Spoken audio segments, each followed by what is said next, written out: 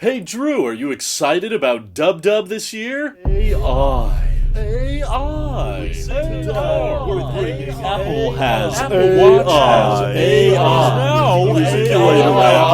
Using AI with the Apple Watch. AI is beautifully Yeah, I guess it might be fun.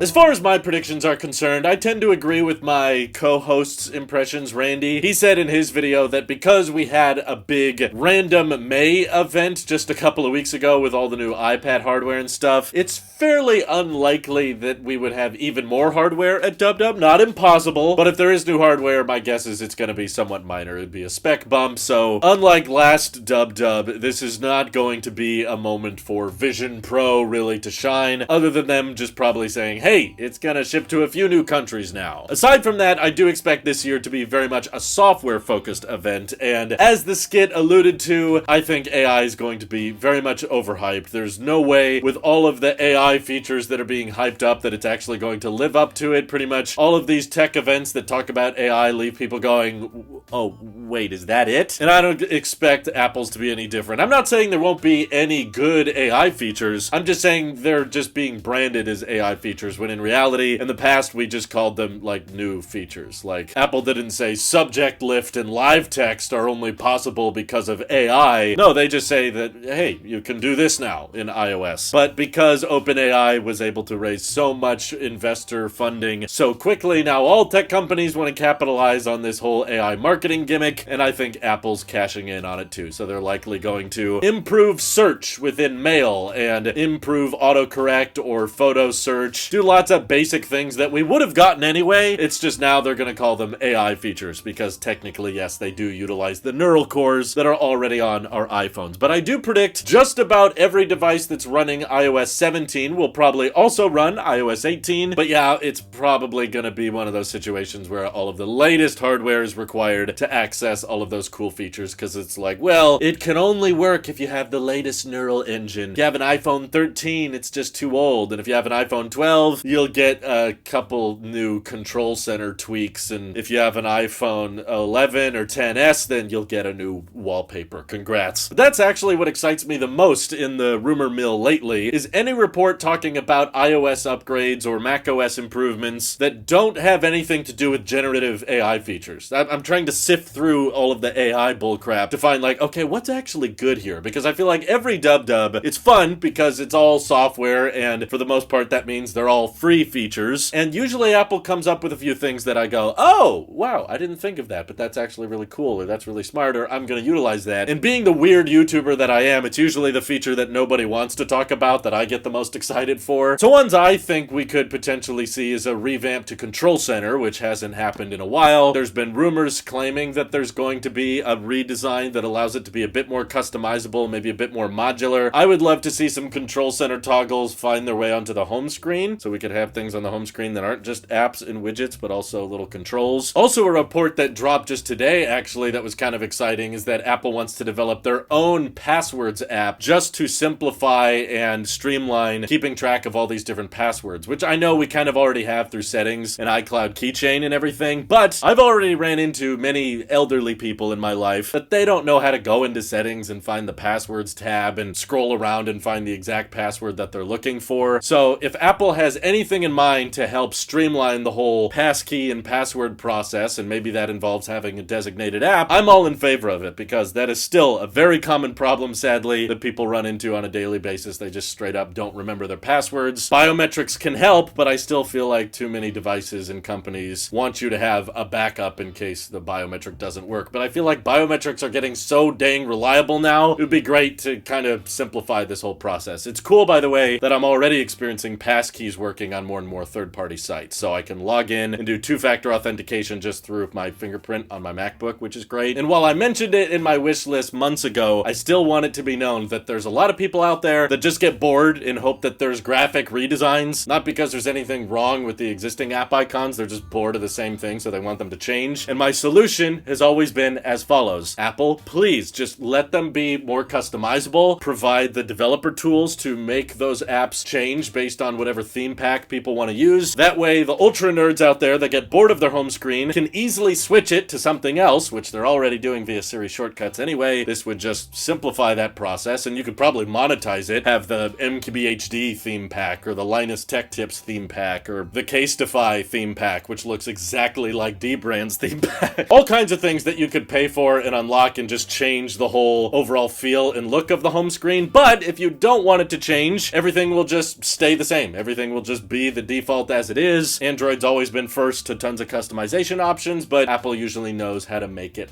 better and simple and easy to understand. So it'd be great if people could customize it to their liking. As far as iPadOS is concerned, I'm not that excited. I feel like this happens every single year, where we get the new hardware early, and then we say, yeah, but the software is not quite what it's cracked up to be, but maybe a dub-dub, they're gonna fix it this year, and then we get distracted by some iOS or macOS feature, and we forget all about iPadOS. So I'm not too hopeful. I think it's mainly just gonna be the exact same things that iOS is getting. It's not gonna justify the insane expense of the new iPad Pros, but I do think what might be interesting / game-changing at this event could be visionOS 2.0. There was a lot of really great quality of life features just a few months after the Apple Watch launched at WWDC in 2015, and I think we're kind of looking at a similar release window now where, yes, the Vision Pro just launched in February, but they've probably taken a lot of that feedback, and of course they're trying to expand it to other markets, and I'm hoping that through a lot of new software features, which is usually Apple's forte, they're going to be able to make the Vision Pro a far more capable, far more functional, useful device, and make better shared experiences, improve the pass-through, maybe even improve the battery life. But I have a huge list of wishes for visionOS 2.0. You can find that video down below. And as far as macOS is concerned, this is actually where I would want the most AI features. I know it sounds weird, but like, I'm fine with my iPhone the way it is. I don't need to point my camera at things and be like, can I eat this? What is this? What am I looking at? That seems to be all people want to do with AI tech in their phones these days. I don't care much about that. As a video editor, what would be particularly useful to me, and I'm not sure it's possible, but I want generative AI to kind of help out with my productivity, which is more on the Mac. Thanks to its M1 Max chip, we got a huge amount of neural cores on board. If there was some way it could analyze like my editing style, or we could integrate more auto caption tech into Final Cut, I could see that being very, very useful and genuinely help me get work done as effectively as last year's features with the new webcam subject detection, you know, where you can have your face over what you're looking at and you can put the desktop behind you and it masks you out perfectly. It works super well, and I use it all the time, particularly when I'm doing member streams, and that was a feature that I didn't know I wanted until I got it, but it streamlined the process for my line of work immensely, and if there's some way for generative AI to help me get work done faster, I would definitely be all on for it. But that's mostly wishful thinking. There honestly hasn't been that many leaks or rumors about what they're bringing to macOS, but that's what excites me the most about it, is we just genuinely don't know. They usually surprise us with something, but they can keep it under wraps pretty effectively because unlike hardware that has to be shipped out to third parties and case manufacturers, that software they can kind of keep all under wraps. As far as watchOS is concerned, I still just have the one wish: frickin' third-party watch faces. Just like I said for the theme packs, this could be a monetizable thing. You could have the MKBHD watch face, the Casetify watch case, which looks the same at the... Okay, I used that joke. But I'm no longer an Apple Watch user, so I probably shouldn't be suggesting too much. There's a lot of things about watchOS 10 that I wasn't a fan of, and I would just suggest, you know,